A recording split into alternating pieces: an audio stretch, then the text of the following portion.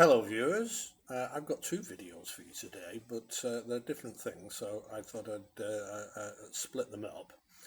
And the first one is that I have in my possession uh, high resolution copies of both the Aspley and the John Wright prints of the sonnets held by the British Library. And it turns out that the British Library's Aspley is the missing link. And I guess I'd already really proved myself with some of the other analysis that these things are just too similar. Yeah, they're all the same. They're all from the same print. As the late great Sir Sidney Lee told us all, they're all from the same print. It's just that we lose the detail, and I'm not sure if that's something to do with how this manicured detail has been implemented, whether it's in some kind of soft metal.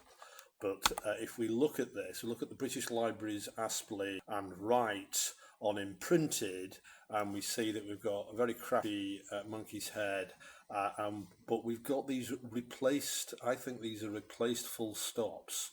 The full stop should look like that, and that's been machined so that both those angles are about 51 degrees.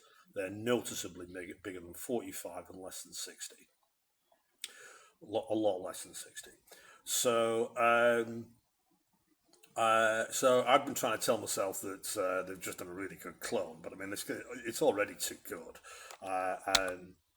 And then, it's all over here. Folger Library Aspley, British Library Aspley. I've got a raptor beak, and I've got the that's the 1604 supernova. And whilst it's much better there, it's still there.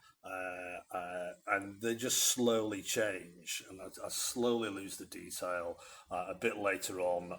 So I'm not sure whether or not these are being repaired. You know, that what's happening is this is becoming really raggy. So he gets a hammer out and just kind of puts it back together again, and this keeps happening. But he knows he's got to keep some kind of serif here. But this thing's ended up going funny and being cleaned up or something. So, but yeah, they're all the same. And I've got a copy of the Huntington's Aspley, which looks on the low resolution as though it's an early print, and it's going to have all this stuff in. So I'm praying that it does. But I'll let you know when I get it. And thank you very much to the British Library, who gave me the one of these for free, and the other one was only 30 quid. So thank you so much. Well done. Well, more news immediately, as I've got a far more interesting video coming up right now.